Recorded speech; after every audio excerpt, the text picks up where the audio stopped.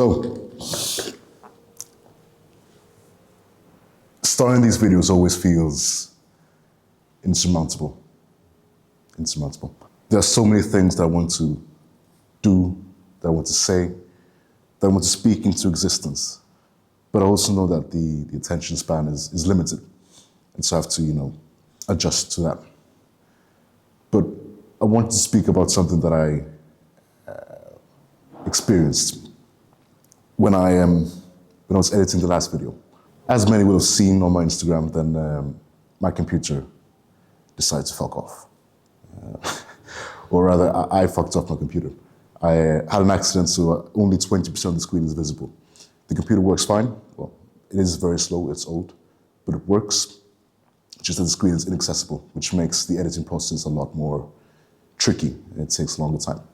That being said, that wasn't the main issue. The issue was exporting the file. And as it is, my days are jam-packed with stuff that I want to do. Including this in, having to use my phone as a hotspot because I don't have Wi-Fi at home. It's just another obstacle, right? It's another test.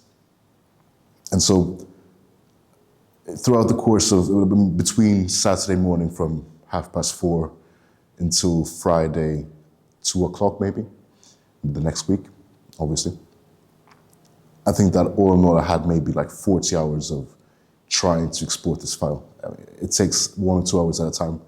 So it was like 20 or 40 tries trying to export the file. Every single time in between I troubleshot through ChatGPT. And eventually on Friday afternoon it worked. But throughout those times I thought, this is just a test. It's just a test of faith. When I was halfway deep in there, I had promised that I was going to release the video on Saturday. I woke up in time, as I normally do. I started exporting in time, as I should. But I was still met with this test, right? And I thought of my friend, a very close friend. Well, not close, but close in the way that we will go 5 years without saying hi, without speaking. But then we bump into each other, and it's like no time has elapsed. One thing he said to me when I just started going to the gym, I had been going for like 2 or 3 months. I got sick, and then I had gone a week or two, being fully fit, being able to go to the gym, but I didn't. And so he asked me how it went. I explained the same thing I said to you. And he said, it doesn't surprise me. You don't normally tend to follow up on things that you say you will do. And he said it in a very, candid and a very honest way. It wasn't with any malice. It wasn't to put me down. I could tell that by the look in his eyes. He didn't even reflect on it. It was one of those moments where you speak to a child and they just spit out something. They have no filter at all, they just say the truth. And that's what he did. So I thought, is this how people view me? As a young man that doesn't follow up on the things that he says that he will do. As a young man that doesn't have, resilience. I was like, fuck you. Not fuck you to my friend, not at all. It had nothing to do with him. All he was a conduit for how I perceive the world perceiving me. And to that idea, I said, fuck you.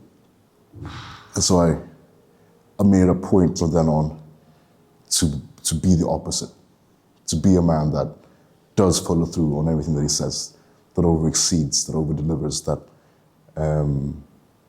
goes above and beyond. And I think I've done that with both physique development and with coaching that I need to start with. So about this, I was sporting. I kept saying to myself that this is a test of faith.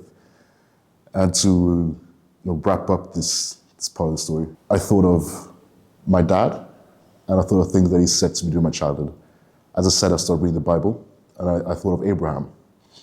And I know that many people that will be watching this in the Swedish audience, majority of them baptized, majority of them have confirmed their faith. Almost none of them believe, which is an oxymoron, right? And I don't think that enough have heard the story about Abraham. And so I think he was a shepherd. And he and his wife had, tried to conceived for a very long time until they were like 18, 19 years old, right? And Abraham kept praying that, if you give me a son, God, I'll do anything for you. Just please give me a son. And so he delivered, and his wife fell pregnant at like 18, 19 years old, whatever. Completely unbelievable, right? The Bible. Thank you, thank you, thank you. And then when the son grew old enough to, speak, to walk, to think, God said to him that, I want you to prove your faith in me. I want you to sacrifice your son. Abraham was apprehensive, of course. Who wants to, sacrifice his son? Especially when he has gone through all the hardship to, be one with his son. But after some thinking, he thought that, God has given me my life. He's given me everything that I have. He's giving me my son. If he wants to take it back, then that's his decision to do so. And so he complied. So he went up to this mountain, insurmountable, with his son. They carried like firewood and stuff. And he had told his son before that we're going to go up and sacrifice, make a sacrifice for God, to God. And on the way there, his son was walking and he's like, Dad, where is the sacrifice? I have firewood, you have your fire stuff, but where is the goat? Where is the sheep? And when I read that, I found some dark sense of humor in that. So they reached to the top.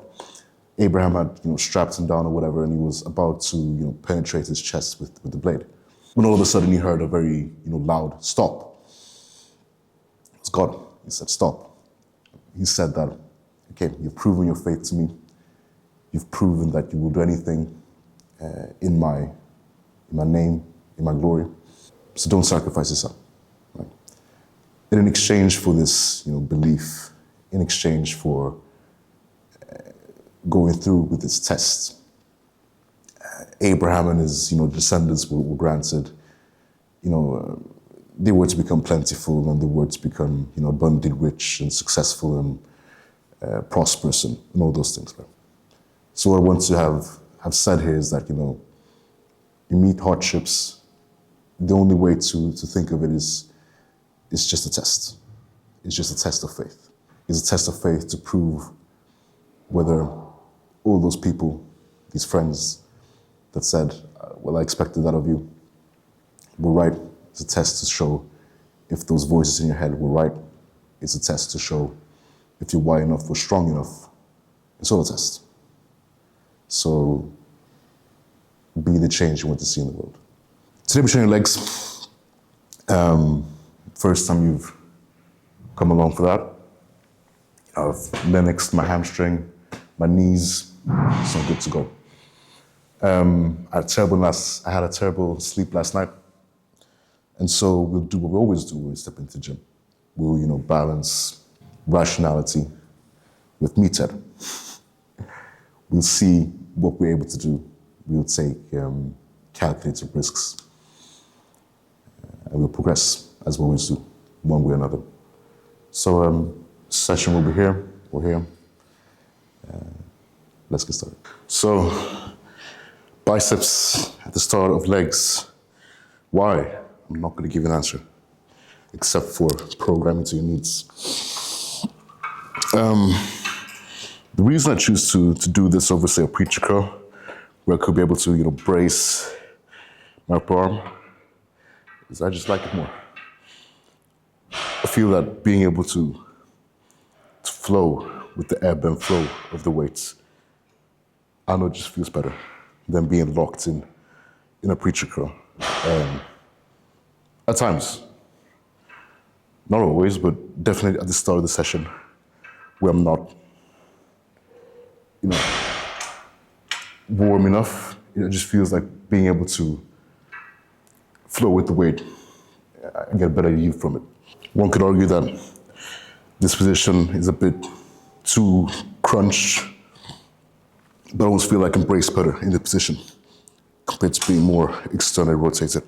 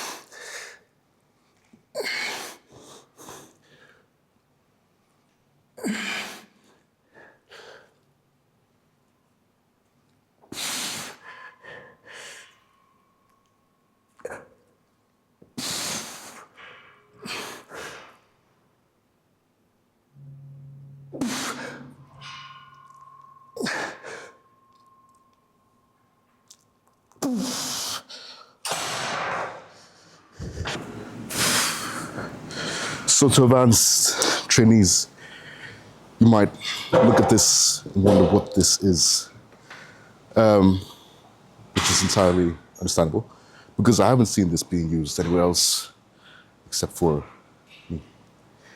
I've seen AJ Morris do, he puts like a pad that goes across the entire bench, but I haven't seen anything like this. My thinking behind this is that in everything we do, and that is output related with the goal of being output, we want to stabilize the origin of output as much as possible, right? And so the origin of output in this example would be your hips.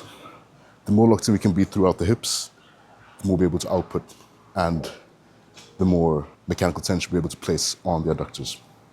So the thinking is that when we all come in and we see people do this movement and they maybe have their hands on the chest or on the legs. And I mean, the legs can have a purpose, but if you're able to lock in your point of origin of output, then do so. So thinking is that many people, when they do the adductor, for alignment purposes, they almost subconsciously find themselves shifting their hips forward. So instead of being locked into the pad a bit forward, there'd be like a gap from or between the back and the pad. So in order to nullify the gap, place the pad, the block, whatever. That means that we'll be able to be in full contact throughout the bottom, the back, we'll be able to pull ourselves in, and ultimately we'll be able to progress the adductor to a greater degree. Now, some people would say that doing this, shifting the hips forward, will, minimize the torque and the moment arm. You'll be able to load more weights, which is entirely true. But being able to load more weights, it's not a bad thing. As always, not to be taken out of context, but the amount of weight we lift is irrelevant. If it's more, if it's less, doesn't really matter what happens, what our muscle is exposed to. So if the weight becomes too light, well, we have a stack, we just add more weight. Simple as that. So yeah, it's just a matter of stability and output. Try it. It'll feel much more true. It'll feel much more braced. Looking at someone and saying that he only does that so he can, add more weight. Sometimes that can be true. Sometimes it just says more about you than it does about them.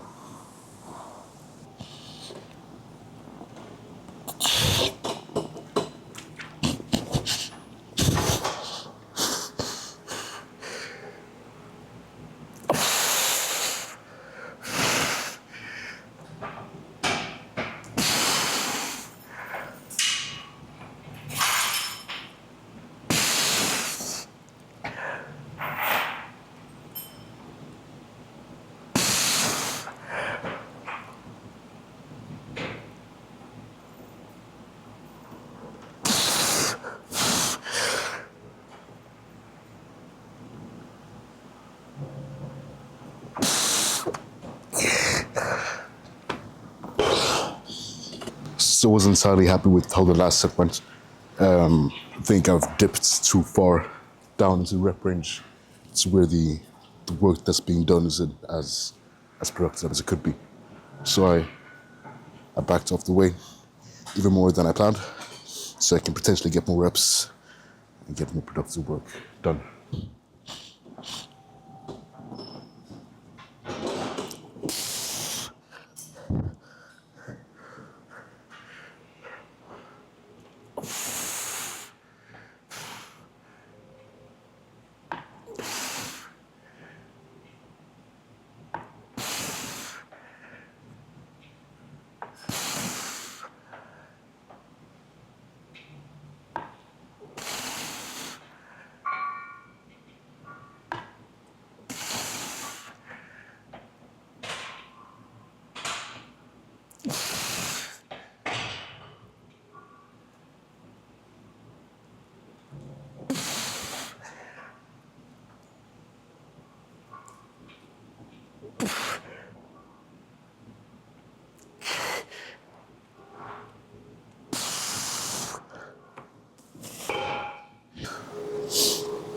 So hamstring curl. As I said, my hamstring is back. I can do challenging volume now. That being said, I don't feel fully safe to explode into every rep as I normally do. Especially in a curl. For some reason, it feels safer to do in a hinge. So we won't do that. We just try to provide a hamstring with a challenging set without the risk, so to speak. So I'll be dragging, curling, squeezing, but I will approach failure. And so, as I said before, we have a frame that can vary, it can shift left to right, but the frame is the frame and the goalpost is the goalpost. And once it's set, we keep it there. We progress within that frame. And where the set lands within the frame is largely irrelevant as long as we progress as we go through it.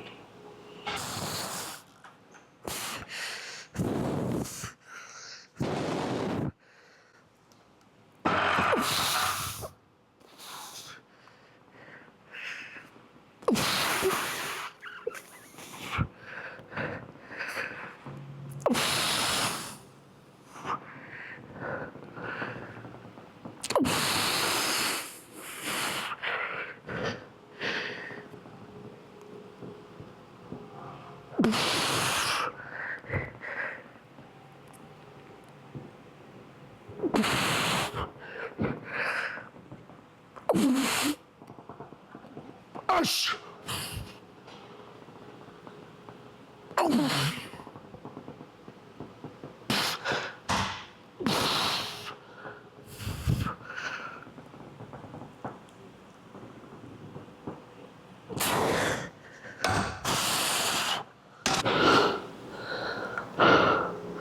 As I've gone from a boy to a young man,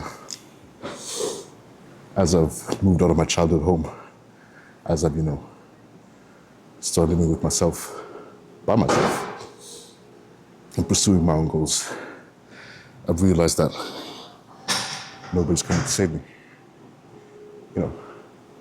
Nothing's going to fall into my lap. Nothing's going to be given to me, especially as a man. I can't go around waiting for stuff to happen. And so I realized that it's up to me to take it, to go out and to take it. Not to be too philosophical here and too grandiose. But my father led with an example. He moved from the Caribbean to cold Sweden, right? He was 19 years old, 18. It was in the 1990s, right? A black man. Didn't have anyone in Sweden at all. He had one uncle. That's it. And he moved here because he had a dream. He had a life they wanted to set out. And so instead of being a victim, blaming the culture and the opportunities that his home country had, moved across the seas, right? Across the world. It's a completely different culture. Came here, didn't seek any loans or welfare payments. He worked 2 jobs, day and night. And when he wasn't sleeping for 3 or 4 hours a day, he'd study. Not just study to study, but he studied to become a doctor. Very prestigious education. One that takes a lot of effort and intellect. And so, as I said in the last video, or as Marvin Bain said in his video, the love of the Father is to show his Son the world, to show what can be done. And he does so by example. So, not seeing, but hearing him, carve out his life from rock, from marble, it inspires me to do the same, even though this isn't a completely different vector of life. And that's all up to me. My girlfriend said, my ex-girlfriend, one of the last things that she said to me, that she'll ever say to me, we'll never cross paths again, speak to each other again, is that I'm egoistic, I'm self-centered, I'm narcissistic. All these typical words that people like her call people like me. And that put me into a bit of a questioning who I am, questioning my character. He said that I was a person that consciously used my language and my way of speaking to elevate myself and to subjugate others, which couldn't be farther from the point. All I've ever tried to do is to be helpful to others and to, excel at what I do, and to be myself, to take what is mine. Some people can view that as being narcissistic, can view it as, thinking that the world is yours to take. I just view it as a thing of being a victim, being an action taker, being a watcher, being a doer. I see it as being, mediocre or, excelling. And so everything that I do in here is to propel that version into existence, to carve it from rock.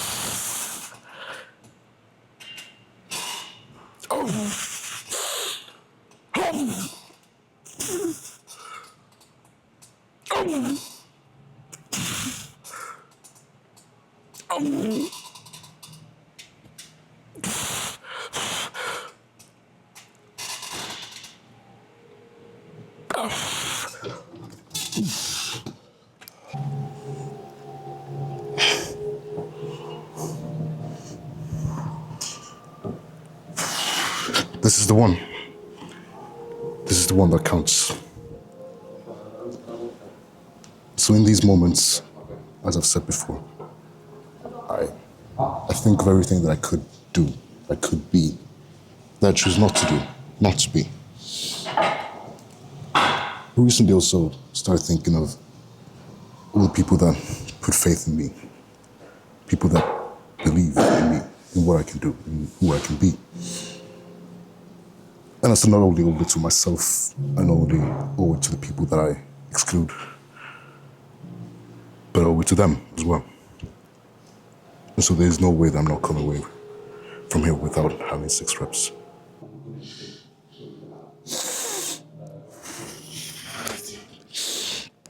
De vill alla träffa dig sen.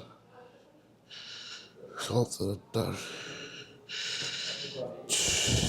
Nästan glömt hur du såg ut, hur du låter, hur du rör dig.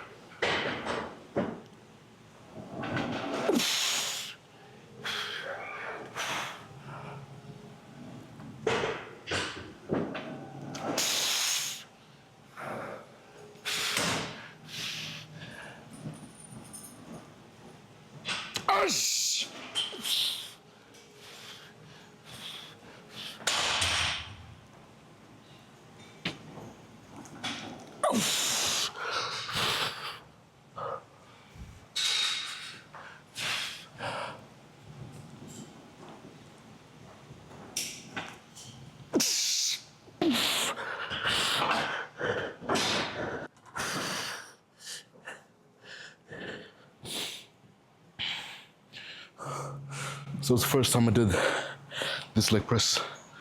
I usually do the Cybex with gym leg, but I do the gym leg on the other session as well.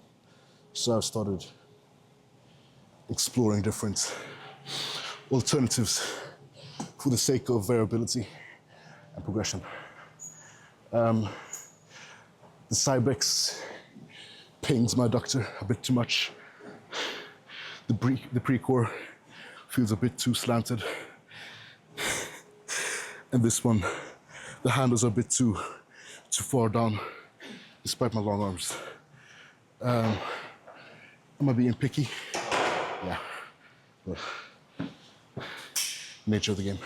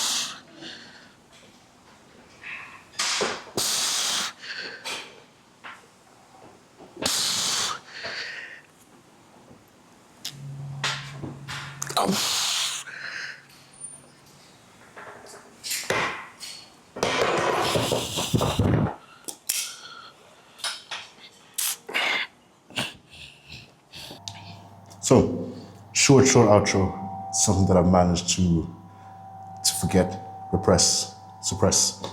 That's not in my character at all. But I want to give a special thanks to Lorik. I will butcher his surname, so I won't try. Pllana. But he isn't, of course, behind the production. If he were, then the quality would be much higher, of course. But what he is after is the equipment. And so, when I said that I wanted to start with this YouTube thing, I was pointing into his direction. And he advised me, sold me the equipment. And it's worked flawlessly. And the issues that I have had are due to my incompetence. So if you have anything that if you want to start up a project yourself, if it is something for when you compete, or if it's just to make a reel, or if it is a YouTube channel, then hit him up, top lad. Anyways, hope you enjoyed the session. Like, comment, subscribe, and we'll keep it pushing. Can't stop, won't stop. Mountains to move. Take everything. That's mine.